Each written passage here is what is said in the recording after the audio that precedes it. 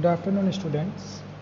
So here we are, like we have already started our chapters of consumer behavior, जिसमें मैंने budget line, okay, related points relating to budgets I have explained कि what is budget, ठीक है, budget क्या होता है,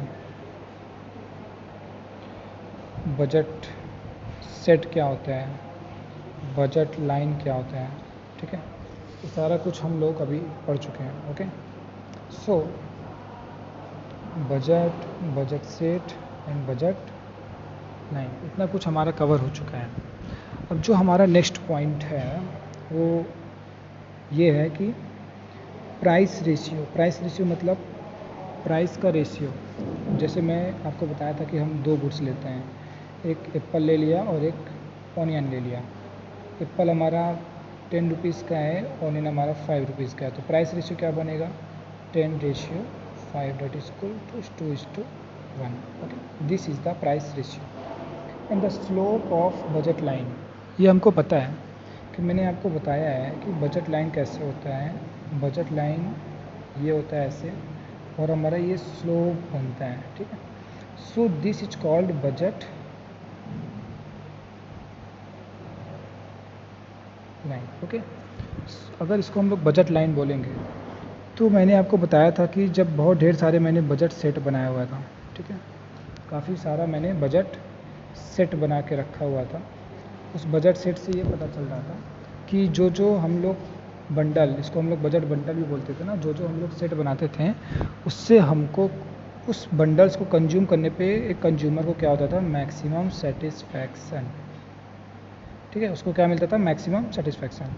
सो वही बात यहाँ पे फिर से आ गई कि अगर हमारा बजट लाइन है, इसी को क्या बोलते हैं, slope downwards. Okay, what is the characteristics of budget line. Budget line एक पे होता है हमारा गुड 1 और इस पे होता है हमारा गुड 2. ओके, इस पे हमारा होता है गुड 1, इस पे हमारा क्या होता है, गुड 2.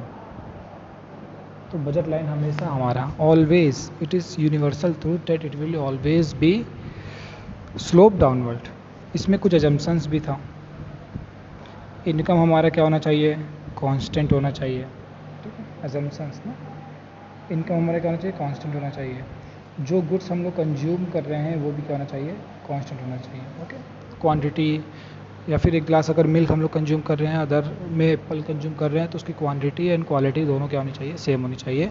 उसमें कोई भी डिफरेंसेस नहीं आना चाहिए. फाइन. नाउ अब यहाँ पे जो दूसरा पॉइंट है हमारा, points below the budget line. मैंने आपको बता के रखा है कि पॉइंट्स बिलो, उस कल ही बताया था, इसको बताया था अटेनेबल, अंदर का मतलब, और ये बाहर जितने भी पॉइंट्स बनेंगे हमारे, वो सारे क्या हैं, हमारे अनअटेनेबल.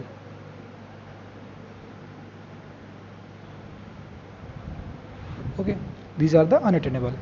इसका मतलब इसको हम अटेन कर सकते हैं ना. अब यहाँ पे बोल रहा है कि लाइन को छोड़ो, लाइन पे तो हमको मैक्सिमम सेटिस्फैक्शन मिलेगा ही मिलेगा. जो लाइन के नीचे जो पॉइंट्स बनेंगे, लाइन के नीचे जो पॉइंट्स हमारे बहुत ढेर सारे पॉइंट्स ड्रॉ होंगे, क्या वो जो यहाँ पे जो पॉइंट्स बनेंगे, ठीक है, और एक होता है हमारा ये ब्लू पॉइंट.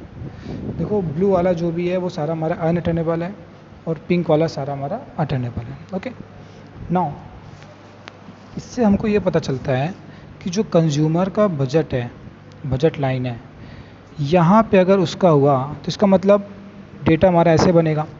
इसका मतलब उसने प्राइस कम यूज किया है, ठीक है, मान लो 100 रुपया था.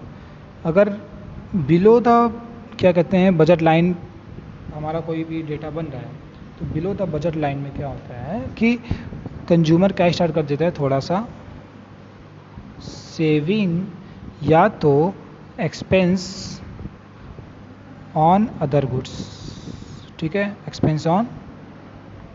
कंज्यूमर क्या करने लगता है, अपने एक्सपेंडिचर्स को, देखो 100 रुपया था, वो अगर ऑनियन और एप्पल ही खरीदता तो यहाँ पे उसकी लाइन बनती, ठीक है. बट अगर वो इस पर केवल 80 रुपीज़ स्पेंड किया है तो उसकी बजट लाइन कहीं नीचे बनेगी. ओके, और जब नीचे कहीं बनेगी, नीचे उसका कोई पॉइंट बनेगा, तो उसी पॉइंट को हम लोग बोलते हैं point below the budget line. Okay, उसी पॉइंट को हम लोग किस नाम से बुलाएंगे? Point below the budget line. I hope ये समझ में आ गया होगा। ओके, अब हमारा लोग का जो अगला टॉपिक है वो है change in budget set. Budget set means budget set में चेंजेस आते हैं ना, याद है मैंने बताया था। यहाँ पे लिया था एप्पल, यहाँ पे लिया था ऑनियन, ये 10, ये 5, ये 5, ये 10। देखो क्या होते हैं आपस में, उन दोनों में चेंजेस होते रहते हैं। जितने सेट होते हैं उतने अलग अलग हमारे पास सेट डेटा होते हैं। ओके, सो आपको इस फॉर्मूले पे ध्यान बिल्कुल नहीं देना है, दिस इज़ नॉट इम्पॉर्टेंट। आप अपने बुक वीके ओहरी बुक से आप इसको स्टडी करिएगा, आपको एकदम अच्छे से समझ में आ जाएगा। बस बजट सेट का मतलब, चेंज इन बजट सेट का मतलब यही है कि जो हम लोग सेट बनाते हैं उसमें चेंजेस तो आता है ना, याद है, यहाँ पे अलग, यहाँ पे अलग, यहाँ पे अलग, यहाँ पे अलग, यहाँ पे अलग, यहाँ पे अलग। So that is called budget set. जितने बजट बंडल होते हैं, all bundles are called budget set. तो these are the examples of change in budget set. तो इसको हम लोग स्टडी यहाँ से नहीं करेंगे। अब हमारा जो मेन इम्पॉर्टेंट टॉपिक है वो टॉपिक है हमारा preferences of the consumer. Preferences of the consumer क्या होता है, अब ये बताइए कि कंज्यूमर का प्रेफरेंस भी तो चेंज हो सकता है। प्रेफरेंस लाइक कोई ब्रांड का शर्ट है, ठीक है, शर्ट,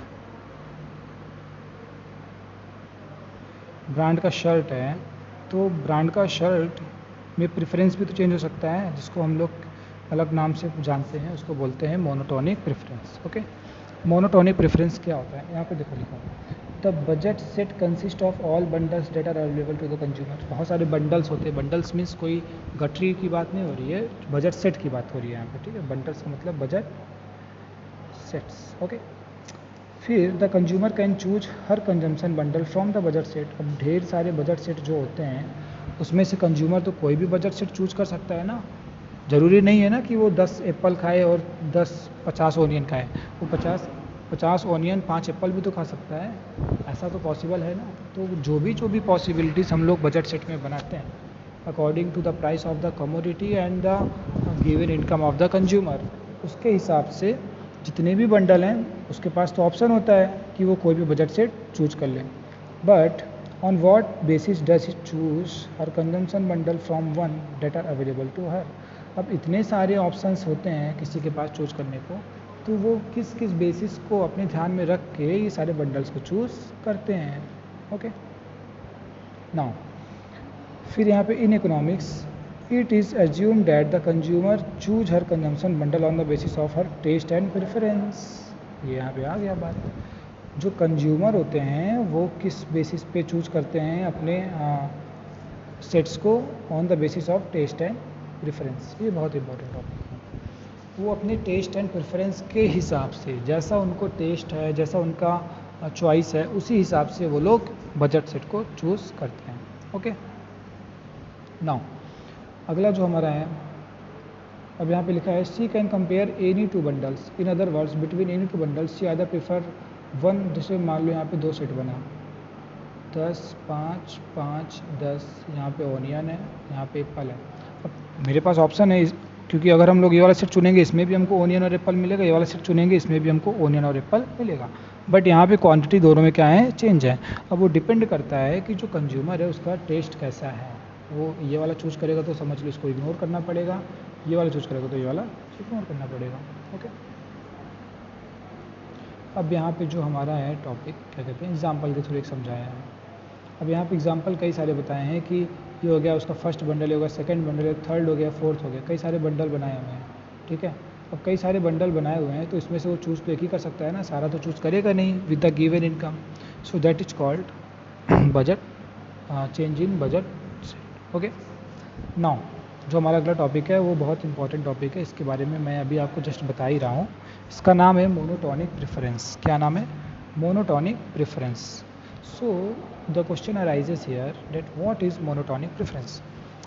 कंज्यूमर प्रेफरेंस, कंज्यूमर देखो अलग अलग चीज़ का प्रेफरेंस ले सकता है कि नहीं, on the basis of taste and choice, assume to be such that between any two bundles. ये अब यहाँ पे बंडल का एग्जांपल ले लिया है, तो ये बंडल चूज़ करे या तो ये या तो ये, has more of at least one of the goods, ठीक है। Monotonic preference means single choose करना है, जैसे यहाँ पे ढेर सारे बंडल्स हैं उसमें से हमको एक सिंगल चूज करना है on the basis of preference, on the basis of taste and choice और क्वालिटी, ओके। यहाँ पे है कंसीडर टू बंडल्स, देखो एक है substitution between goods. Substitution goods क्या होता है आप यहाँ पे समझ लीजिए।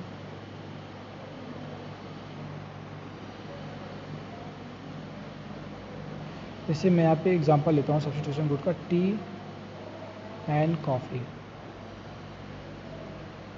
देखो ये होते हैं हमारे सब्सटीट्यूशन गुड्स।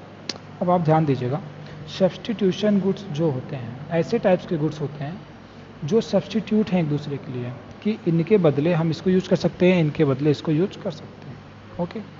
कि मान लो आज के समय में टी एकदम बैन हो जाए तो we have a substitute of tea that is called coffee. Coffee ban हो जाए तो we have a substitute of coffee that is tea, okay. So this is the called substitution of goods and services, okay. Now वही है यहाँ पे।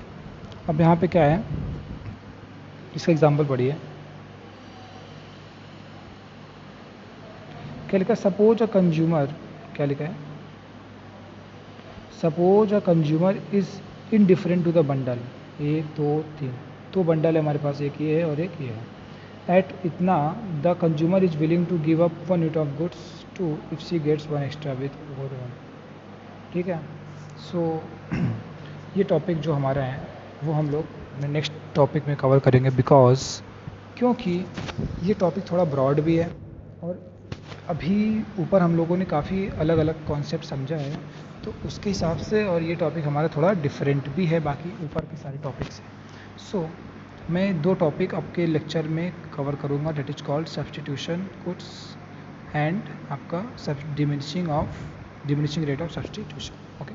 सो thank you class.